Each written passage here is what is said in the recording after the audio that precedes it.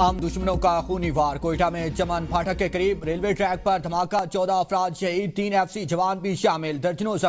زخمیوں میں خواتین اور بچوں کی بڑی تعداد شامل دھماکے کے بعد ریلوے ٹریک کے قریب آگ بھڑک اٹھی دھماکے کی شدت سے قریبی عمارتوں کے شیشے ٹوٹ گئے حکومت بلوچستان کے ترجمان شاہد رین کہتے ہیں کہ دہشت گردوں نے ایک بار پھر نہتے لوگوں کو نشانہ بنایا حملہ عام دشمن عناصر کی بزدلانہ کارروائی ہے عوامی مقامات کو نشانہ بنانا دہشت گردوں کی بخلاہٹ کا ثبوت ہے شہداء کی قربانیاں رائگاں نہیں جائیں گی وزیر داخلہ بلوچستان ضیاء اللہ لانگو کا قیمتی جانوں کے ضیاع پر افسوس کا اظہار عام دشمن بھارت کو خوش کرنے کے لیے نہتے شہریوں کو نشانہ بناتے ہیں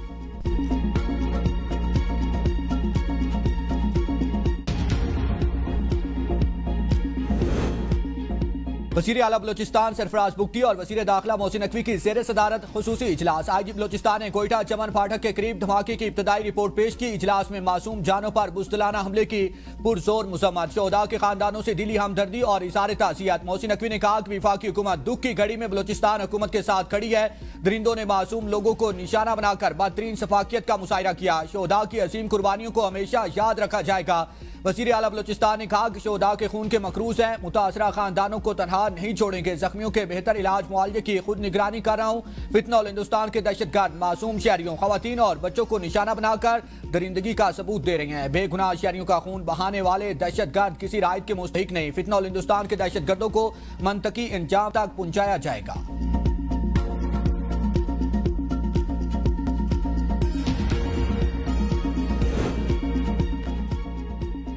فتنول ہندوستان نے ہنستا مسکراتا گھر اجاڑ دیا ٹرین حملے سے قریب واقع رہائشی فلیٹ بھی دھماکے کے ساتھ میں آ گیا ایک ہی خاندان کے 4 افراد شہید ہو گئے میاں بیوی اور 2 بچے 13 سالہ بیٹی اور 8 سالہ بیٹا شامل معصوم بچوں سمیت پورے خاندان کی شہادت نے شہر کی فضا سوگوار کر دی صدر اور وزیر اعظم کی چمن پھاٹک کے قریب دھماکے کی مذمت صدر نے کہا کہ معصوم جانوں کا ضیاع اور متعدد افراد کا زخمی ہونا افسوسناک ہے بزدلانہ کارروائیاں پاکستانی عوام کے عزم کو کمزور نہیں کر سکتی وزیر اعظم نے کہا کہ ہم دہشت گردی کو جڑ سے اکھاڑ پھینکنے کے لیے پرعزم ہیں دکھ کی اس گھڑی میں پوری قوم بلوچستان کی عوام کے ساتھ کھڑی ہے پیپلز پارٹی کے چیئرمین بلاول بھٹو زرداری کی کوئٹہ میں ریلوے ٹریک پر دہشت گرد بم دھماکے کی شدید مذمت زخمیوں کی جلد صحت یابی کی دعا سابق وزیر اعظم راجہ پرویز اشرف نے کہا بزدلانہ دہشت گرد کارروائیاں دہشت گردی کے خلاف پاکستانی قوم کے عزم کو ہرگز کمزور نہیں کر سکتی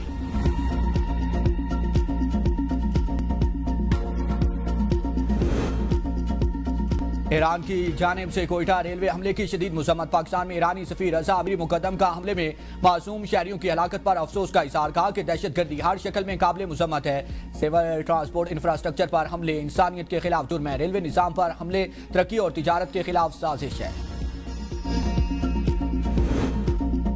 سیکیورٹی فورسز کی خیبر پختونخوا میں 2 کارروائیوں کے دوران 27 دہشت گرد ہلاک شمالی وزیرستان دتاخیل میں کارروائی کے دوران بھارتی پراکسی فتنہ الخوارج کے 11 خوارج ہلاک ISPR کے مطابق دہشت گردوں سے اسلحہ اور گولہ بارود برآمد بنوں میں پاک فوج پولیس اور CTD کا مشترکہ آپریشن 2 خارجی سرگنوں سمیت 16 دہشت گرد ہلاک 2 پولیس اہلکار بھی شہید سیکیورٹی ذرائع کے مطابق دہشت پھیلانے والے خارجی سرگنا زمری نور اور افغان خارجی سرگنا عبداللہ سعید کو آپریشن کے دوران مارا گیا آپریشن میں شہید کانسٹیبل وحید اللہ خان اور نور اللہ خان کی نماز جنازہ پولیس لائنز بنوں میں سرکاری اعزاز کے ساتھ ادا کی گئی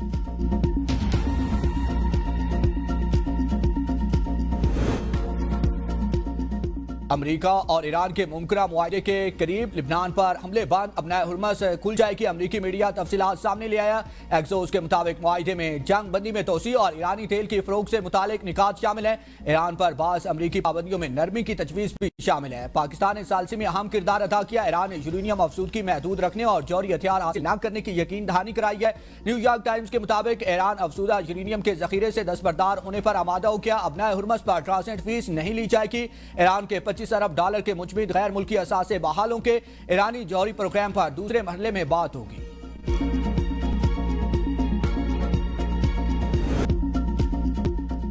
ایران ڈیل کا اعلان جلد متوقع ہے فیلڈ مارشل سید عاصم منیر نے عام معاہدے میں کلیدی کردار ادا کیا امریکی صدر ٹرمپ کہتے ہیں فیلڈ مارشل سید عاصم منیر کا حالیہ دورہ ایران اعلیٰ سفارتکاری ہے ایران کے معاملے پر کئی مسلم ممالک کے رہنماؤں سے بات کی سعودی ولی عہد محمد بن سلمان اماراتی صدر محمد بن زائد امریکی قطر شیخ تمیم اور قطری وزیر اعظم محمد بن عبد الرحمان سے بات کی ایران کے ساتھ مجوزہ معاہدے پر زیادہ تر معاملات طے پا چکے ہیں حتمی نکات پر کام جاری ہے ڈونلڈ ٹرمپ نے کہا یا تو پہلے سے کئی زیادہ سخت حملے ہوں گے یا پھر بہتر معاہدے معاہدے پر دستخط کیے جائیں گے۔ آج یہ فیصلہ کیا جا سکتا ہے کہ جنگ دوبارہ شروع کرنی ہے یا معاہدے کی جانب بڑھنا ہے۔ میں صرف ایسے معاہدے پر دستخط کروں گا جس میں ہمیں وہ سب کچھ حاصل ہو جو ہم چاہتے ہیں۔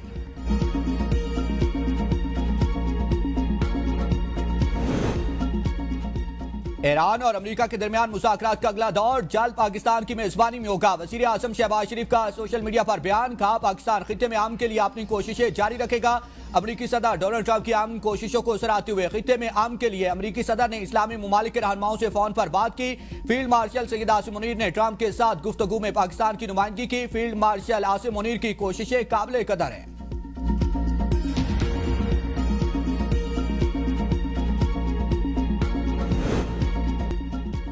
ایران کے ریاستی ڈھانچے میں حتمی طاقت سپریم لیڈر کے پاس ہے۔ مشتبہ خامنائی کی منظوری کے بغیر کوئی بھی بڑا فیصلہ نہیں کیا جا سکتا۔ ایرانی صدر مسعود پزشکیان کہتے ہیں حکومت سپریم لیڈر کے ویژن اور گائیڈ لائنز کے تحت ہی پالیسیز ترتیب دیتی ہے۔ داخلی سیکیورٹی، خارجہ پالیسی اور بڑے قومی امور پر کوئی بھی قدم رہبر اعظم کی ہدایت اور ان کی حتمی منظوری کے بغیر نہیں اٹھایا جاتا۔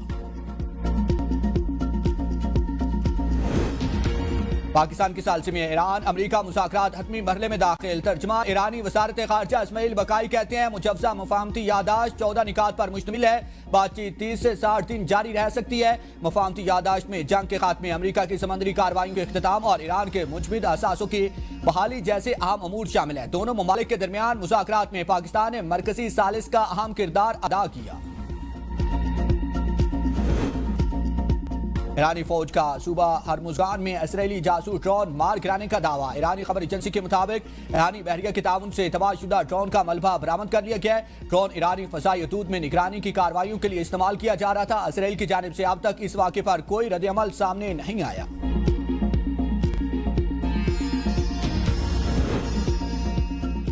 پاکستان کو قرضے نہیں، مہارت اور سرمایہ کاری چاہیے۔ پاکستان میں معدنیات کے بڑے ذخائر، سرمایہ کاروں کو دعوت دیتا ہوں۔ وزیر اعظم شہباز شریف کا چین میں B2B کانفرنس سے خطاب، کہا زراعت میں پیداوار بڑھانے کے لیے بیج، مشینری اور بہترین طریقے چاہیے۔ دیہی علاقوں میں لاکھوں چھوٹے کاروبار پیدا کریں گے، ویلیو ایڈیشن کریں گے۔ اکنامک زون میں 1 ونڈو آپریشن اور ایڈ کارپوریٹ ٹریٹمنٹ ملے گا۔ کراچی میں 6000 ایکڑ پر world class special economic zone بنا رہی ہیں۔ پاکستان کی نوجوان آبادی کو IIT ٹریننگ اور عالمی سرٹیفکیشن دے رہے ہیں۔ تعاون کے 4 شعبے زراعت، IT، economic zones, mines and minerals اہم ہیں۔ MOUs کو تیزی سے معاہدوں میں بدلنا وقت کی ضرورت ہے۔ 30% MOUs معاہدوں میں بدل چکے، مالیات اربوں ڈالر ہے۔ صدر شی جن پنگ نے چین کو عالمی معاشی اور عسکری طاقت بنایا۔ پاکستان جل خطے میں ترقی کے سفر میں چین کا اہم قدم ہوگا۔